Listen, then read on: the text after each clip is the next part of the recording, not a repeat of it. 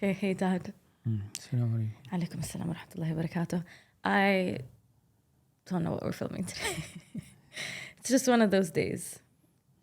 The questions are kind of... Let's answer as many questions as we can. Just find the ones which are not repetitive, please, as much as you can. It's so cute because I posted a photo and then for them to send questions and I had the Band-Aids around my finger because the blisters had opened. So someone sent me, "What's with your finger? God's favorite child." Honestly, my followers are the best. I have to give it to them. They're the best. Okay. A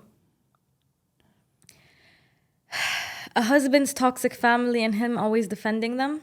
There's just one thing I have to say about this. You'll have more to say because you've been married once or twice. But as far as I'm concerned, you are responsible for your side of the family and he is responsible for his. He needs to put them in check. It's not your job to fight them and set those boundaries. Absolutely. Right? If a man is not able to look after, protect, and guard a woman, he should not seek one. Yeah. By the way, this opens another conversation. I'm not anti-men, obviously, if you've seen this podcast, and I'm not anti-woman. I'm pro-human morale, ethics, and proper behavior. Nowadays, men aren't proper men anymore. And to me, one of the gravest sins a man can commit against a woman is wasting her time. Yani, لا أنت جاهز. You're not ready. You're not financially capable. You're not emotionally capable. You're nowhere near ready taking on the responsibility that is caring and protecting a woman. And that's all they seek. It's one of the gravest sins you can commit. Especially, Dad, girls are ready. A lot of women are ready. They're like, I want to be married. I want to have children. I want to open a home. And you know that that's what she wants. And you waste her time.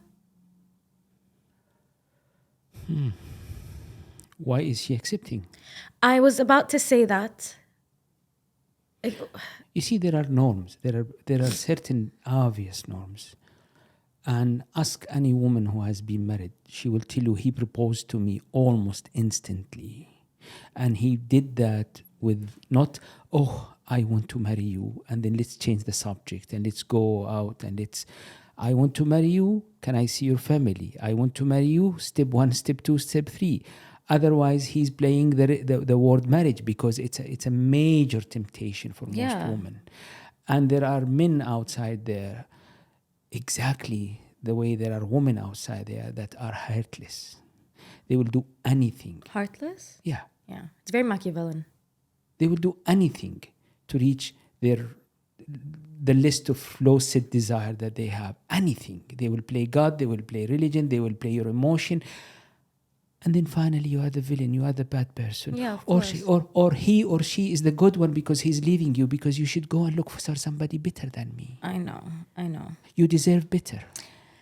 I know. But, this topic, the main argument that will show up is, no, but I was with my boyfriend for 3 years before he proposed and we're very happily married with kids. Why are you with a man for 3 years? But they're happily married with kids now. I will say that is the exception.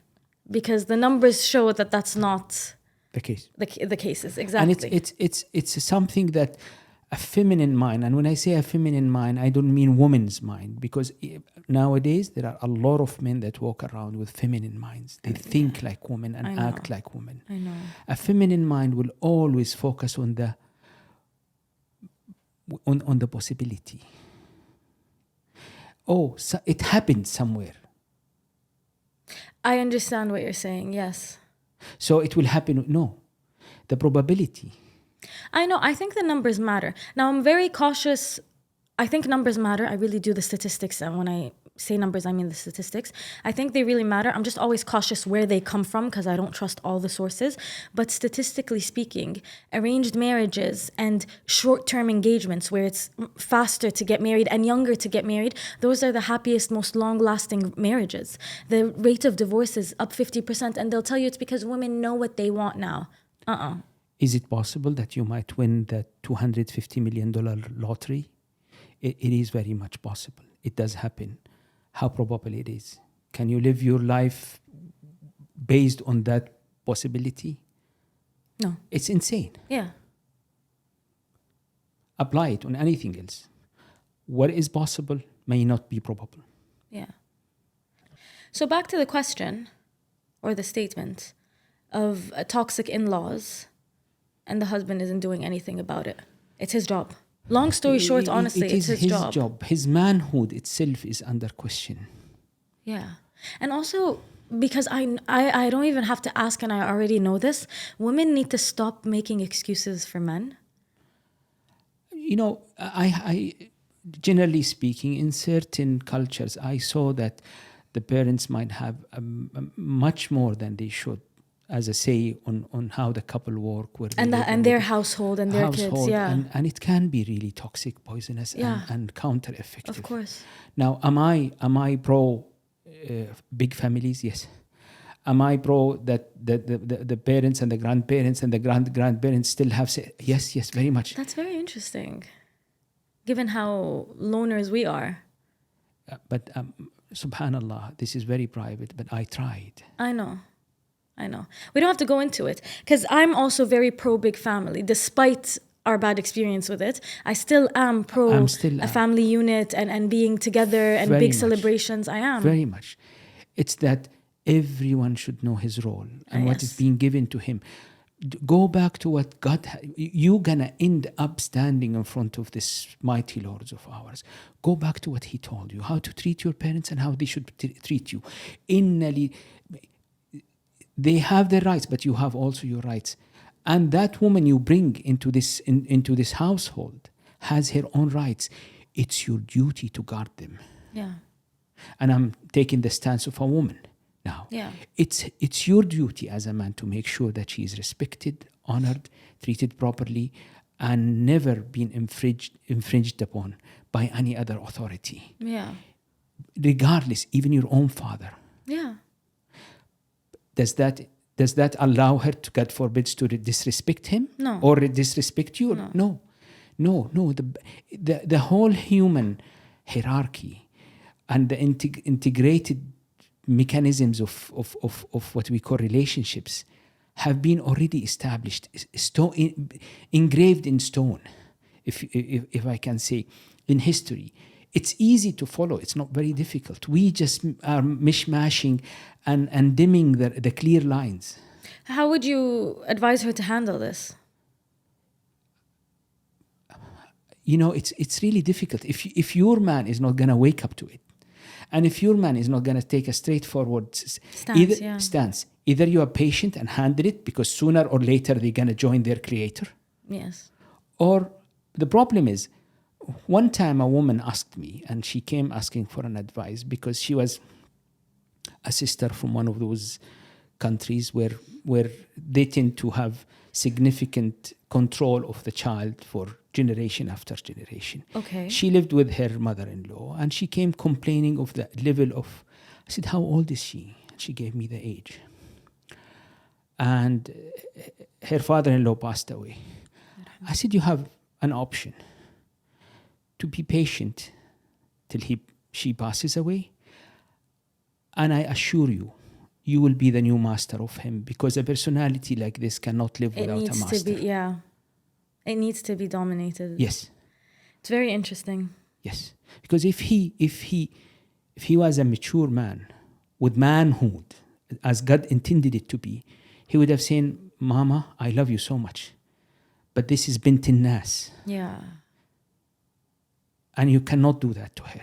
Yeah. And he would say to bint nas, to his wife, listen, this is my mother and this is the line. Yeah. And he would put a lot of attention on the mechanism and the details and interaction between them. Yeah. He should be the authority of the man in the house. You know, it's very interesting, because I'll speak for my generation, and most of I won't even call them men truly, boys my age, there's such a lack of direction.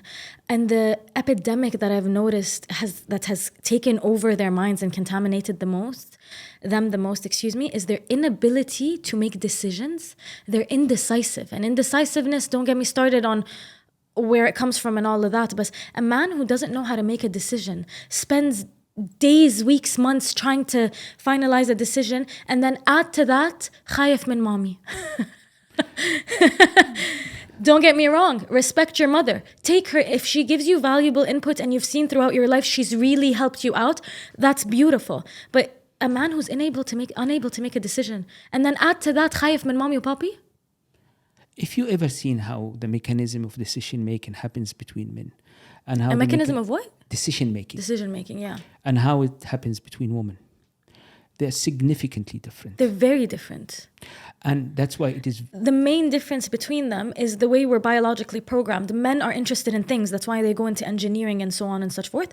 And women are interested in people. That's why they go into nurses, kindergarten teachers, all of that stuff. Because so our decision making, they're more logical, we're more emotional. Yes. It is very difficult for women as a group to come to a decision. It has to be a feeling. It has to be something that we all agree on. If someone stands, the whole harmony between the group falls down. Yeah. For men, it's immediately about who leads, who's second, who's third, it just comes natural. Yeah. The thing is, a lot of us men have been tainted, corrupted. What is the other word? What are you trying to say? Mentally. Oh, yeah. We've been told that we should act like women. We should think like women. We should feel like women. So we'll be socially accepted. That's destruction to manhood the way it is. Of course it is. And look at one of the most common words now used in media, toxic masculinity. I know. I think also one of the main, I don't even know what the right word is, one of the main inflictions that has been cast upon men, especially with this indoctrination of starting to become more feminine in the worst ways. In the Quran, إِنَّ كَيْدُهُنَّ عَظِيمٌ. With women, it's so natural to gossip, to lie. It's part of our upbringing and how we're made. It's there. And then obviously that's trickled down into men, and then men have become liars. And one of the worst thing to me a man can do is lie. I'd rather you stay quiet, say absolutely nothing, than become a liar. It picks at your soul in a different way. Your manhood is literally no longer there. But I could say, if this man we talk about was a toxic masculine, he would have. If this man we're talking about, who are we talking about? The husband of this the question, lady. yeah. If he was a toxic masculine, and allow me to be sarcastic here, Go for it. he would have knew exactly where to put his mother in her place and still love her and respect her. Yeah. Because that's masculinity. Yeah. That's how a man would behave. Utmost respect for the mother. Yeah. I get it. I understand. But if you allow her to express her own anxiety, fear, and domination, fear of loss of domination is very, very important thing in the family hierarchy. What she will lose is nothing. It's a delusion that she's the boss. But what the family will gain is harmony and ease for everyone. This is true, because even if you take it on a bigger scale of society and life, lack of boundaries, it's what causes this chaos and this circus behavior. Because everyone thinks they can do whatever they want on the whim of their emotions. And then there's no structure, there's no peace, there's no harmony. Surprisingly, setting boundaries and each person knowing their place causes harmony and a more peaceful life for everyone involved. If a situation is causing discomfort, injustice, pain on any party, it's not godly. Don't use God to justify it. Yeah. Oh, but Allah wants me to listen to my mother. Yes, He does. Yeah. As long as He does not infringe on the right of others. Yeah. Can we add something? Because we did not advise her how to behave in this. Yeah, you started by saying... The first part is she patient. Patience, yeah. Second is she needs actually to talk to her husband in the most loving way. Not confrontation, not by accusation, not by starting to tell him that your mother is the devil herself. Yeah. You need to talk to him. You are the love of my life. You are the man I choose. You are my past, my future, everything I want in this life. I do not feel this is right. Help me change this situation and I will take care of your mother. Put all that you can do and what you're doing. I will love your mother. I will take care of her. I will do this. I promise you. Just help me correct this because it's not fair to me. I think, by the way, we just assumed it's a mom. It was about in-laws in general, but usually, for example, yeah. It's usually in this case. But some of those fathers-in-law can be pure venom. I know. Pure hell. Yeah. Regardless, father or mother, it's the same thing, Baba. You just need to do not try to correct a situation with attack and accusation. Do not. Okay. Lead him to the recognition that there is a problem. Okay. One question I saw that I can't find. There's only one that I saw. I can't find it, and I thought it was kind of interesting. It was something along the lines of the duties and responsibilities of being the eldest daughter in an Arab family, the trauma that comes with that. And I found that very interesting because I am the eldest. Well, just say it. Not the eldest daughter, the eldest sibling. Daughter is different than eldest son, and you and I both We can know do it. both. I used to think being the oldest daughter was disastrous. I used to think it was all the responsibilities and the patient zero effects fell on me because as new parents, you were trying. You know what I mean? You didn't know what was right or what was wrong for the most part because you're trying to not repeat your parents' mistakes, but then you guys are also adults with your own traumas and issues, and then lo and behold, there's a child right smack dab in the middle of it. And I used to think it was the worst and my parents didn't understand me and that stupid victim mentality that I fell for. And then one day, I kind of woke up and I realized being the eldest was actually the biggest blessing in the world. I have the best relationship with my siblings. They come to me for everything and anything, especially Zemo, my youngest brother. He slept next to me for the longest time and we bonded and I love being their go-to. Being the eldest child is actually, especially being the eldest daughter, it is such a blessing. And then individualism and selfishness, kids will tell you now, I had to raise my siblings because my parents also were dealing with their own.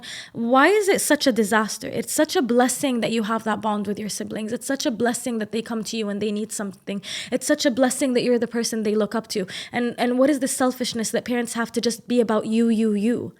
It's, I didn't get enough attention. I don't care. It made me better. You see, this attention thing is something that most of people need to wake up to. Yeah.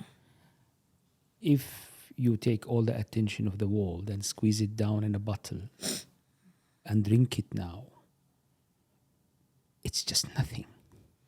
Yeah. It doesn't do nothing. Yeah. The attention, you see, there are two types of attention. The attention you pay with love and the attention you pay with prayer. Okay. And then the attention, like I want people to look at me. I want people to just, recognize how amazing I am. That is the attention I'm talking to you about now. That is worthless. It's nothing. It's actually negative. It can harm. And traditionally, it can cause what we call envy, hasad, ayn, and so. Yeah. It can hinder your growth. To have the attention of your family because you are the eldest, it's a fact. Usually, the eldest gets more attention. It might not be always the sweet attention because that attention might come with the responsibility of you do more, and you look at your sibling and you look at other things. But it is a fact that when you put more, you get more. Yes, but also I read a study once that said something along the lines of children who had super attentive parents that were too controlling, too involved, almost like helicopter parents, they tend to become more anxious, more indecisive, for lack of a better word, failed at growing up. Yes. And then the ones who had, for lack of a better word, selfish parents, especially the mother, because she raises the children, they grew up to be more independent, had better relationships with their parents, more decisive, more logical, didn't function out of emotion. So being a parent who doesn't allow their life to revolve around their children and their whole personality becomes that I'm a parent, end up helping their children way more in the long run. The eldest usually grows faster, mentally and emotionally. The eldest matures more, and they usually tend to become way more successful in business, in life, in relationships, and that's the price you paid a small price earlier or a big price looking after your whatever tasks that naturally come with the position, but that's the reward. But here's the thing. I understand what you're saying. And I did used to think of it that way. And then I changed my perspective a little. I don't even think I paid a price. It's everything is perspective, truly. It is. I could continue to look at that because there's also that the romanticizing martyrdom. I sacrificed and I gave, but it's worth it. Look at me now and I'm more successful. People feed into that. I don't see it that way. I got to spend more time with my siblings. The bond that we have now is irreplaceable. The bond between siblings is very different. And then as the eldest, if I choose to look at it as, oh, I sacrificed so much for you, it'll always loom over the relationship with them and it's just not worth it. And truly, I do not feel that way. If someone is trapped into that energy where he always need to outspokenly emphasize his favorism on his siblings, that by itself will destroy the relationship. Of course. Because those mechanisms, they work silently. They're just reciprocated. You don't sit on the table twice daily to revise what you did to him and what they did to you. It just goes, it flows. You see it in your life. You see it when you age. It's a major bliss. I think it's really important to acknowledge that, subhanAllah, almost every question we ever receive can literally be answered by change your perspective. If you think about it, almost every question we receive. All the problems that humanity faces are just a perspective issue. Of course. Because in reality, there are no problems. True. There are perspectives. True. Life is life. What runs on us ran on the people who were before us and shall apply on the people that come after us. Yeah. It's always a matter of perspective. I agree. Now, a lot of people will tell you it's easier said than done, especially when it pertains to things of extreme abuse or cancer and so on and so forth. That being said, at the end of the day, you still have a choice. You can scream, it's not fair, from here until the end of times. The truth is, it is what you're going through. Now, change the perspective. Do you want to go through it with dignity, with self-respect, with love, or do you want to go through it just screaming, it's not fair, it's not fair? Is it not fair? Sure, we can go with it's not fair. But the truth is, this is the hand that you've been dealt. And a lot of the things that we find ourselves facing are hands that we've been dealt. And I would rather deal with it with my integrity intact. It's a perspective. It really is. Easier said than done. Okay, fine. But you can go and say that all day long and just cry about, oh, this is the worst hand ever. I see a lot of those comments that they always pop up. On my videos? On the videos or on the reels. Oh, it's easier said than done. You don't know the difficulty.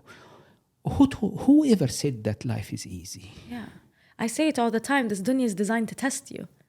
It's easier said than done. Of course, it's always easier to say things than to do it. Of course. But we come from a perspective, we have experienced it, we've done it. Yeah. And then we're trying to share it with you to tell you, yes, it is difficult, but Baba, try. Yeah. Try. There is a hand being extended to you. Also, you know what? I refuse to be soft with this easier said than done sentence. Is it easier said than done? Yes, like you said, anything is easier to say than to do. But pick your hard. I say this all the time, honestly, pick your hard. It's easier said than done, yes. So go wallow in your misery. That's also a kind of hard. That's a very specific kind of hard that will lead nowhere except to more hard. So is it easier said than done? Yes, I chose my hard. I picked my hard.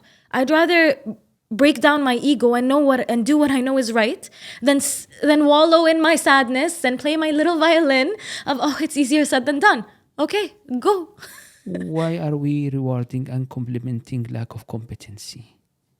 Easier said than done. So just sit there and complain of your lack of competency. Yeah. And that's your excuse. I think the easier said than done was on the anxiety video and what you choose. Almost everywhere. I see a lot of it. Everywhere. And a lot of the messages that I get are like, Layla, I really like you and what you say, but this seems a little bit out of touch. It's out of touch to tell people you have a choice in your suffering. That's crazy. Because you are not affirming my own claimed state of suffering. But it's insane that I am actually telling you, you have a choice in your own suffering. You could actually get yourself out of it. You could actually do better. You could actually learn from it. You can actually take it and turn it into something phenomenal just by changing your perspective. And then you're telling me that I am out of touch because I am telling you, you have a say over your own suffering. I find that very interesting. Apply this on the same subject we're talking about. Being the eldest. I was the eldest. You are the eldest, yeah. And I had only one sister who was... That's very interesting. You are the eldest now because there was one sibling older than you, a girl, the and gap she passed. age, the age gap between me and her was rahmatullah alayha. And technically speaking, I was the eldest of the boys. And You were. Mm-hmm. You were the eldest of the boys, but what's very, very interesting is that it was very clear that you were the eldest in the entire family. Like, it was very clear with the way people treated you and spoke to you and so on and so forth. But your affection and humility in front of Jihan, your eldest sister, she was literally your mama. And you could see with the way you spoke to her and treated her. Even though she always respected you as the eldest brother, you humbled yourself and gave her that. She is an example, rahmatullah alayha. It was never intended to talk about her. I know. She was a pure example how an eldest in the family can behave. be the mother and the father. Yeah. And the way she took care of everyone. Like, I've never looked at her as only my eldest sister. She was technically my mother at the same time.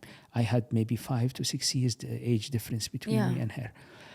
And she was the mother for the rest. Yeah. As I tried to be. I tried. Sometimes trying... I mean, on Mother's Day, I send you flowers. Alhamdulillah. Alhamdulillah. It's an amazing thing to try to be a father and a mother at the same time. Do you think I did a good job with my siblings? Oh, yes. Really? Yes. Shireen doesn't appreciate it. Zimo does. It doesn't matter. I love Shireen. She's doing better. Alhamdulillah. See, this is what I was talking about earlier, that you don't sit twice on a table and remeasure how much being put in and out. It's the totality that counts. And usually, if you want someone to judge it, he has to be from outside. I know. I'd like to think that I'm doing, or that I did the best that I could with my siblings. Could I have done better? Absolutely. I was quite the angsty, rebellious teenager. But I like to ask because I really want to know. Truly. And if you said no, I would take it. I would. Alhamdulillah, taking in consideration all what we had to go through, you've done an amazing job. And me watching you and Zimu for the last 2-3 years, if I die tomorrow, I am a happy man. Alhamdulillah. He's also a great kid. Oh, he is. Oh, he really is. Oh, he is. I always said something. One time he told me that we're talking about mannerism and so on. I said, no, that doesn't apply to you, son. I never had to correct you. Yeah. If you could, and I would correct, for God's sake, I would correct. If he was doing the wrong thing, I would correct. But subhanallah, he was brought to this dunya, to this life, with that energy that he naturally looked for the best option. Yeah. And it made raising him up as a very simple job because... It was. Because... He's a good kid. It's there. It's just a gift, a godly gift. Yeah. I always say he has a really good head on his shoulders. Especially, to me, he's a prime example of going through hell and then changing perspective and coming out on top. He is the prime example. I have never seen a young man with such a good head on his shoulders. It's not his head. It's his heart. Yeah. It's a saying. He has a good head on his shoulders. But the way I actually see it, it's his heart. He has a heart where he can actually distinguish between the different shades of one color. Yeah. I remember him as a little kid in the summer camp. He's what? 6, 7, 8 years? No, less than 8. And his friends bullied another little kid who because he had red curly hair. Okay. And he told him, no, play with him. Nobody wants to play. He has freckles in his face, and he's a bit choppy and red curly hair. So wow, no, just let's go bully him. Yeah. So and Zimu was the popular boy to an extent. So what He still is. He always has been. What he did is he went and held the hand of the new bullied boy, and he said, "He's my friend. You are not my friends, and I will not play with any of you. I will just play with him and talk him aside." And his gang, one by one, came to say, okay, he can play with us. I did not see this. It was reported to me by his teacher and his supervisor, a man and a woman in the camp. And they were stunned by his attitude. Nobody taught him this. SubhanAllah. When I was in high school, it's reminding me of a story. When I was in high school, so I'm going to be very careful saying this because I am sure some people will disagree. I was never a bully, but I did bully bullies because I do not tolerate bullying and I do not tolerate unnecessary meanness. I never have, ever. And I think you know this with my upbringing. I would really if someone spoke to me a certain way just because they were older or they could, oh, hell hath no fury. I would lose it. And I remember in high school, there was a young boy, for lack of a better word, nerdy looking, a little awkward, his glasses, and very introverted, kept to himself. And I believe he was being bullied. I think they either took his glasses or took his lunch and were making fun of him, something along those lines. And because I happened to pass by during that moment. And they're far younger than I am. And I put a stop to it immediately. Made those other little kids cry, took back his glasses or sandwich, I can't remember for the life of me, and then spent the rest of recess with him. And I had no idea that he was the headmistress's son. I didn't know. Truly, I promise you, I actually didn't know. And then after the bell rings, I go back to class, and she calls me out of class, and we feared this woman. She was terrifying, just her high pitchy voice, she was Dolores Umbridge from Harry Potter. She calls me into her office and everyone's just looking at me like, what did you do now? Because I was always in trouble, right? And I go into her office. I'm ready to fight if she's about to accuse me of something. And she starts tearing up and she just says, thank you. That was my son. And since that day, she loved me. I know this story. And I know the story of Zimu. Yeah. When he was, I think that was elementary school. He was maybe 12, 13 at that time, 12 around. And he was very, very good at his combat training and martial arts and so. And he was told never to use it to show force. Yeah. But do not shy away from standing with someone who needs help. So I was told that there is a bully who's doing this and that in the school. And I said, you know what to do? Pick the bully. And if the school calls me, I will come. I will cover you. Don't worry about it. Yeah. And he actually did it. I love that. Yeah. I actually encouraged him to go pick the bully and teach him a lesson. You know what? I'm for it. I am for it. That being said, I understand that haram, the bullies, God knows what they're going through at home to react that way. But you know the masal, and it's quite a ratchet masal, بس إذا أهلك ما ربوك الشارع بيربيك, which means if your parents don't raise you properly, the streets are going to raise you. You know, the best thing you can do to a bully is to beat him down. Yeah, of course. The best thing, if you really care about him. Yeah, I agree. But what you just said actually reminds me of something that I've seen time and time again across social media. The most powerful of men, truly, are the ones who are capable of aggression, who are skilled, who are trained, who can cause serious harm, but they don't use it for their benefit or to step up in life. They're very wise, they're very calm, they're very a warrior in a garden than a gardener in a war. But push comes to shove, if need be, to protect and provide for their own, they can be very aggressive. Because bears won't touch you, they won't hurt you, but poke a bear. And I think that's really important. I think this is what makes a person stand out in terms of are they truly strong or not. Because if you are unable to tap into an arsenal that you don't have, you're not of high virtue and such a great person. You're strictly incapable and weak, like you say, incompetence. And most people praise their incompetence. Of course. I'm just a good person. No, you're not. You're incompetent. You're unable to do what you claim you don't do. There a general kind of common confusion between men with soft hearts and soft men that are being feminized. Yes. Yes. And the difference is an ocean apart. It is.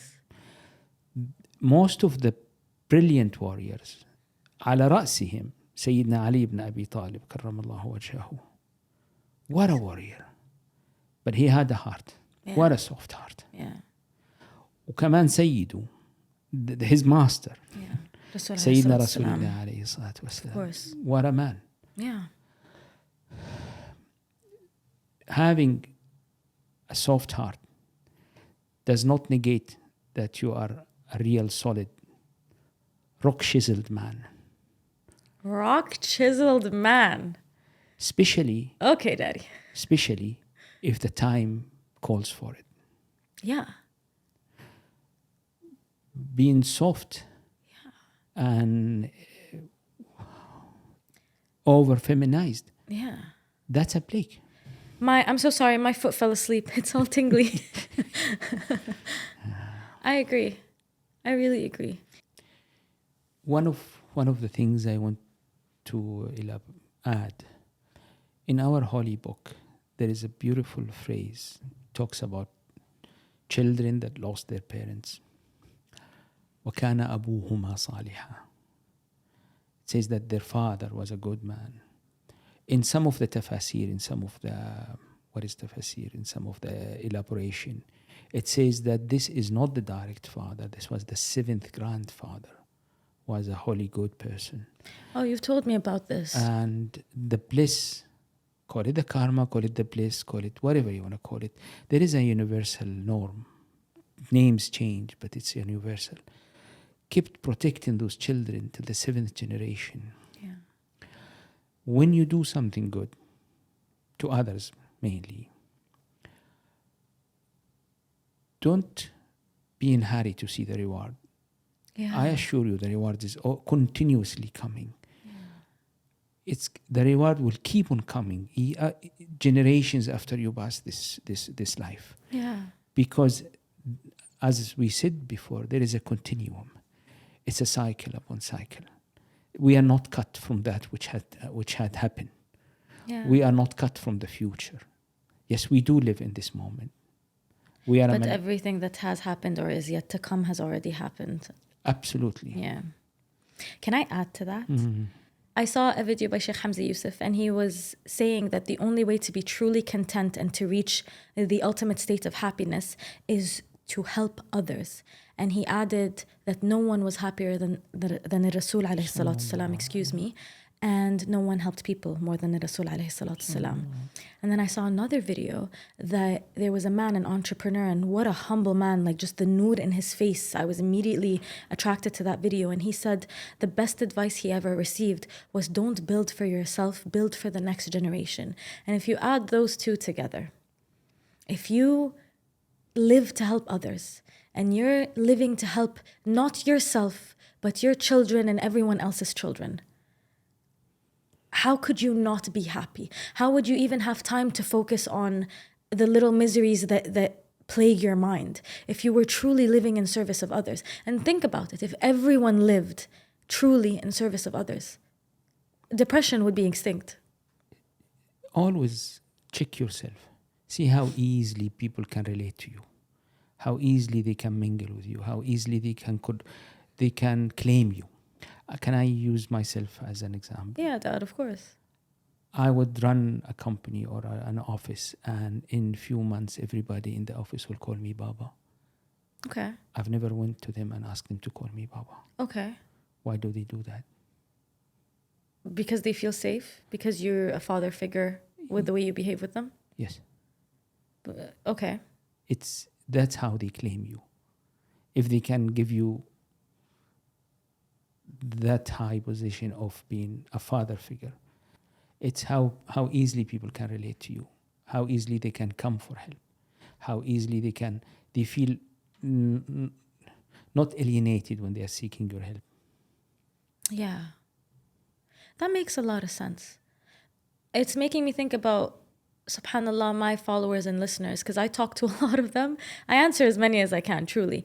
And they now send me voice notes and talk to me like, oh, I saw this and I remembered you. And oh my God, can you answer this next question? I'm so the way they talk to me is very personal, for lack of a better word. Truly, it's very personalized and I love it. The delusion of giving. And they call me the big sister they never had, which I love. Alhamdulillah, that's what I call really. They claim you. Yeah. Claim me. Yes. Yeah, they call me the big sister they never had. The first time I read that, I was like, what? Me? That's exactly what I meant. They claim you as their own. They Yeah. suddenly, you are the papa, you are the sister, you are the... Yeah. It's very interesting. They form an attachment. Amazing. It's very important. It's actually a manifestation of how true you are. Alhamdulillah. And not you, I mean in general. I understand. In what how true what you do is.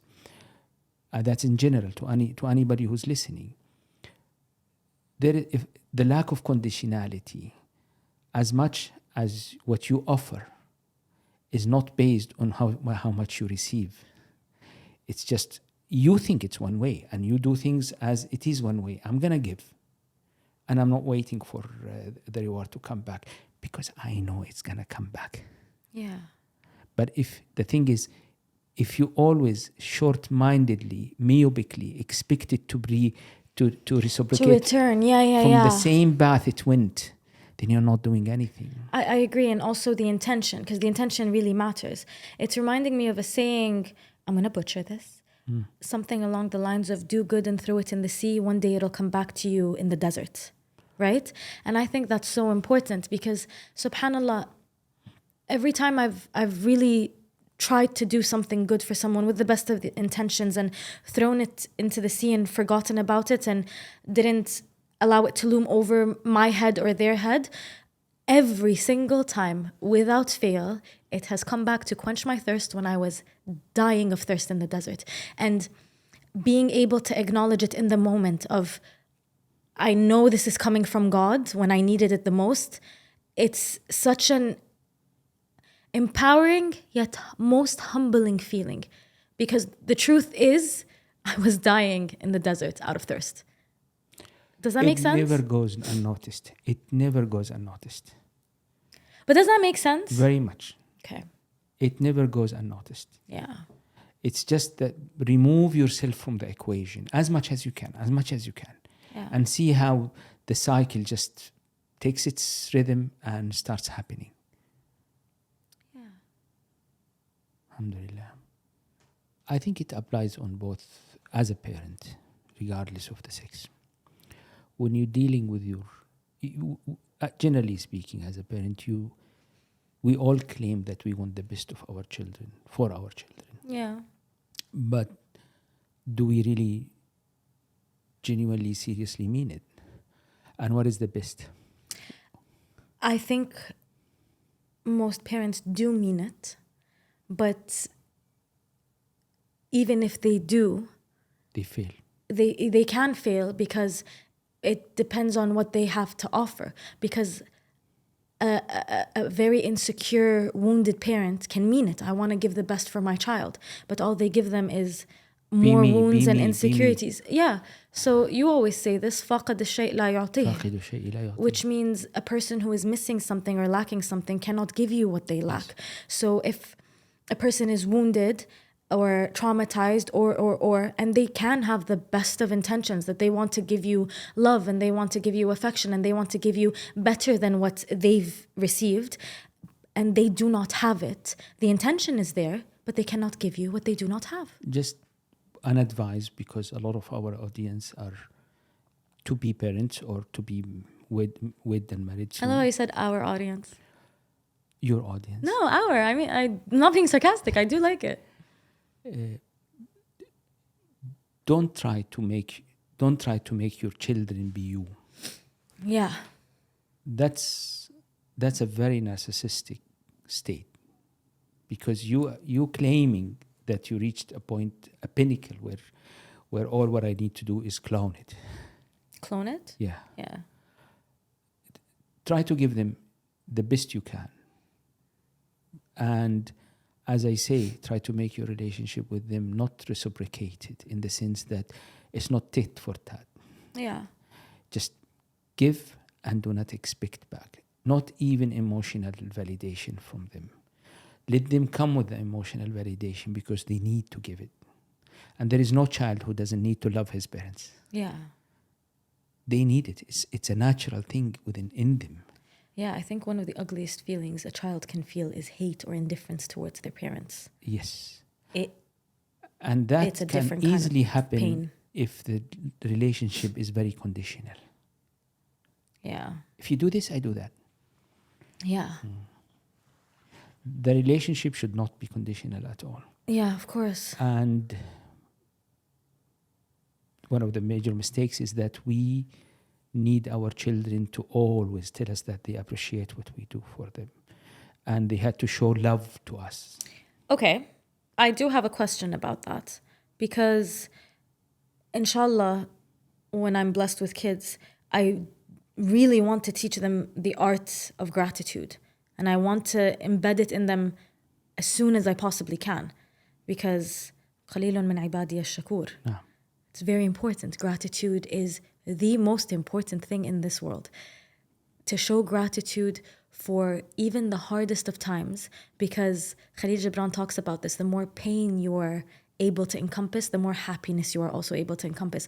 So I find myself even wanting to be grateful for the worst of experiences because I don't see them as the worst, I see them as the best, truly. So if I want to embed that in my children, and let's say I want them to recognize that their parents... Don't use yourself as the example. Don't use yourself as the receiver of the gratitude. Can I use my husband and my husband uses me? Yes. Okay. Because some of the best videos that I see online, honestly, are when a dad is disciplining the child and he doesn't say your mother, he says, that's my wife and she will not be spoken to as such. Thank you. Yes. Yes. Yes. That's your friend. That's the one who did this to you as a favor. You should gratitude. That's the maid who cooked you or cleaned your room. Treat her properly. Yeah. Okay. So don't be the focus of it, but divert always towards gratitude. Okay. Because you teach them the mechanism. But then of your partner gratitude. is responsible for teaching them to be grateful for you. Exactly. Okay. I like that. It will tickle down. It will come to you. It will reach you. I understand. But when you stand there and demand it, Yeah. I assure you, they will find ways to divert it. Yeah, of course. Okay. I love that. Yeah.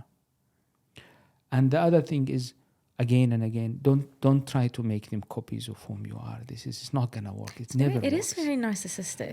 It's like, do you love you think you're so great that you just want to make a mini version of you? exactly. It's very out of touch. But look around you. Oh, I know. Look around you. I agree. A quote that I've been seeing pop up a lot into my life, and I know I'm seeing it for a reason. It's by Albert Einstein. Great minds have always encountered violent opposition from mediocre minds.